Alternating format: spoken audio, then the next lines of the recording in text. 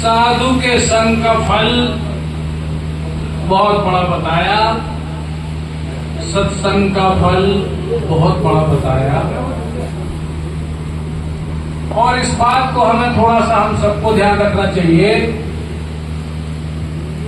कि डर करनी डर परम गुरु, डर पारस डर सार, और डरत रहे तो उभरे गाफिल खावे मार। ये भी एक ऐसी छड़ी है जो पड़ना निश्चित है, बच नहीं पाएगी। कहते हैं कि पानी निचले रास्ते पे जाने के लिए कोई देखभाल नहीं होती, नीचे खेत में डाले काट दो और आराम से सो, है ना। और ऊंचाई पे पानी ले जाने के लिए कमर पे बांधो, कसो, फिर बाकी पाल चढ़ाओ, फिर पानी देख रेख करो। ये सत्संग है। सत्य के संग तक पहुंचने के लिए बहुत बड़ी देखभाल की जरूरत बताई। और ध्यान हम सबको ये रखना चाहिए कि जब पानी ऊपर की चढ़ाई की तरफ चढ़ रहा हो तो सावधानी है। हम सब लोग बाहर से आते हैं काहे के लिए कि हमारा पानी ऊंचाई की तरफ चढ़े, लेकिन परहेज भी है। और परहेज बिगड़ा तो परहेज क्या है, यहीं पे हम सब के लिए है।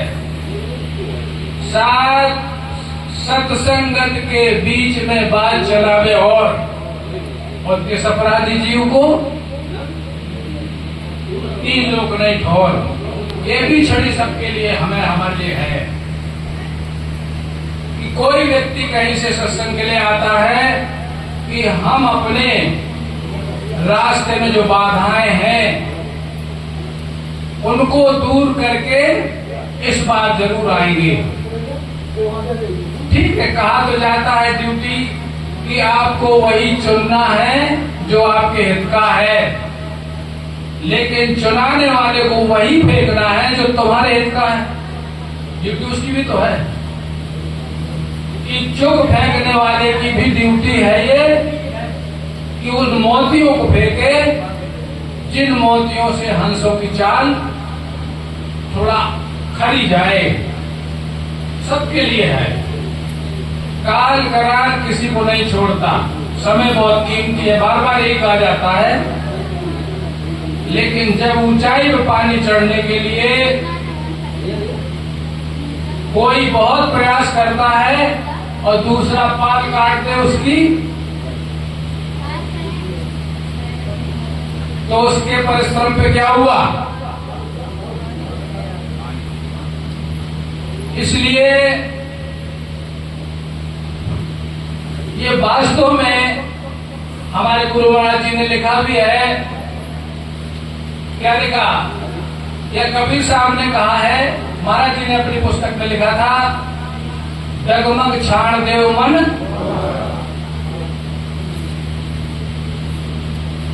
ऐसे डगमग चाल चलने वाले को क्या कहा गया है?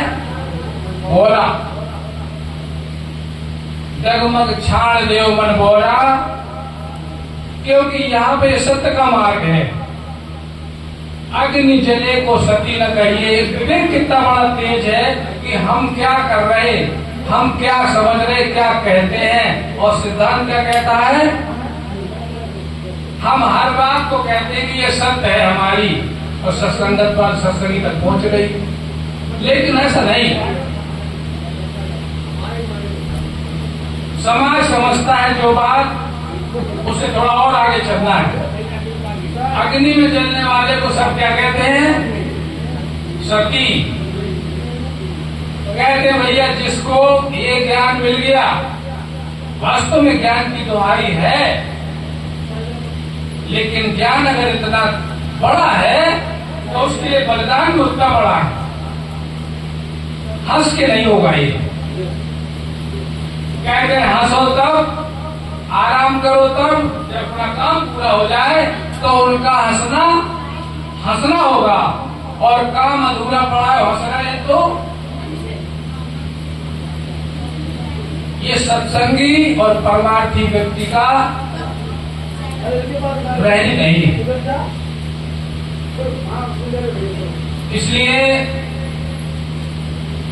अग्नि जले को सती न कहिए, रण कीजिए नहीं सौरा, रण कीजिए नहीं सूरा, और ज्ञान अगन में तन मन जा रहे तब पावे फल पूरा। ज्ञान अगन में तन मात्रा कैसे जलेगी? क्या इसी तरह जलेगी जैसे हम चार चल रहे हैं? नहीं जलेगी।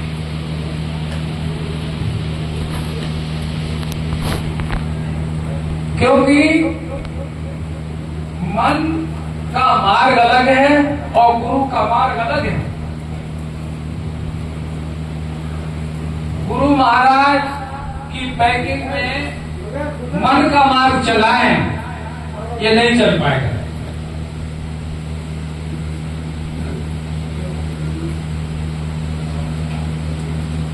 गुरु महाराज का मार्ग का बताया, मन के मार्ग से ऊपर, मन के मार्ग से, इंद्रियों के मार्ग से ऊपर।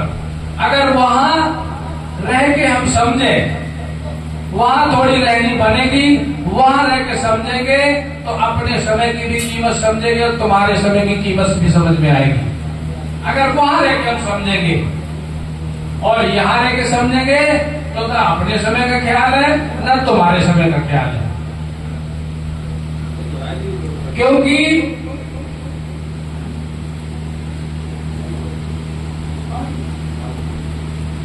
एक सब कोई जानता है कि अगर सुई में धागा डालना है तो उसके हिस्से को कितना बटा जाता है ना, कि एक भी रेशा न रह जाए, तब वो सुई के अंदर जाएगा। और जब एक भी हिस्सा बाकी रहने पर सुई के अंदर प्रवेश नहीं होगा तो हमारे ईश्वर के क्षेत्र में या आत्मा के क्षेत्र में इन परिस्थितियों में हमारा प्रवेश नहीं बनेगा। लाख कोशिश सब कर लें। महाराज जी ने सब कृपा की, ईश्वर की कृपा से मनुष्य का शरीर मिला, गुरु कृपा से वो अमूल्य निधि मिली, और अपनी कृपा से अगर हम अपने कहते हैं अंजलि को नीर जैसे अंजलि में पानी भरो तो टिकता नहीं। अंजलि को नीर जैसे जावत शरीर तैसे धरे मन धीर कैसे भीतर तमाम है। एक एक क्षण बीतता जाता है और हमें अपनी होश नहीं। एक भजन थोड़ा सुन लो।